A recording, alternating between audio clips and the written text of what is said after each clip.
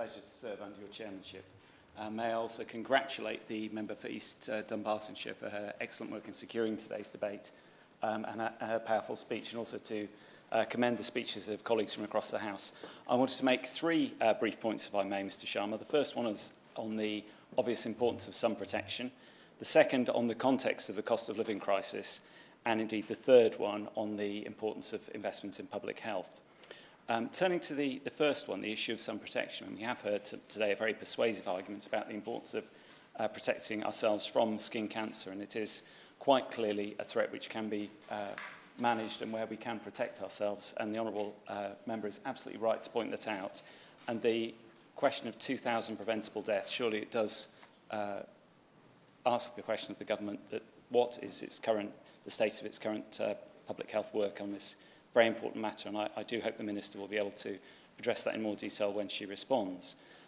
However, I would urge colleagues across the House to consider the context for families at this time as they perhaps start to book a summer holiday or to think about going away perhaps for a weekend or to the seaside at Easter time, because we are living through the most serious and sustained cost of living crisis for 40 years, and when families go to purchase everyday goods, they will see around a 20% increase in the cost of those goods in a supermarket.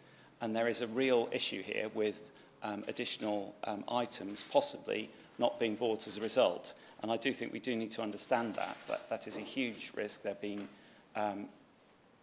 many reports in the media of other products and services being pared back because of families being under such severe pressure.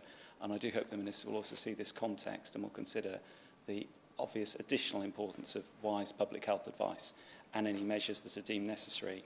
And when you consider the cost of the summer as a whole for a family, particularly with maybe 2, perhaps 3 children, buying hats, sunglasses, loose-fitting clothing, as we've heard earlier, and sunscreen, there are quite obviously considerable extra costs for many, many families thinking about the summer in the UK, or indeed if they go abroad. And obviously, sunscreen is part of that cost. So I do think that the Honourable Member's point about the cost of sunscreen is a very important one.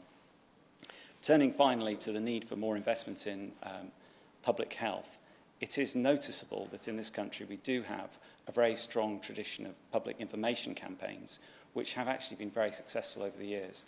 And some of us will remember campaigns like Clunk Click or other ones to try to prevent smoking or many other health risks.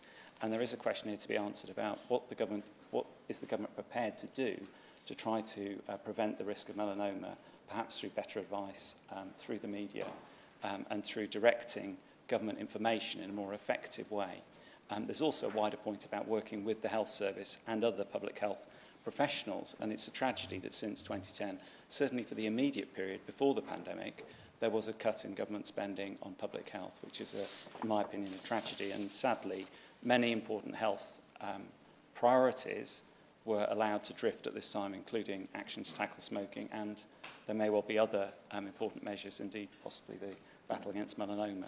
So, Mr Sharma, I am conscious of time, and just to conclude, this is a very important health issue, and I think the Honourable Member is making a very interesting point today. I do also think it's very timely, given the time of year when many families are booking holidays and considering what they're going to do in the summer, and with Easter and other holiday periods approaching us in the spring. So I do look forward to the Minister's response, and I do hope that she'll be able to address a number of the points that were made today. Gibson.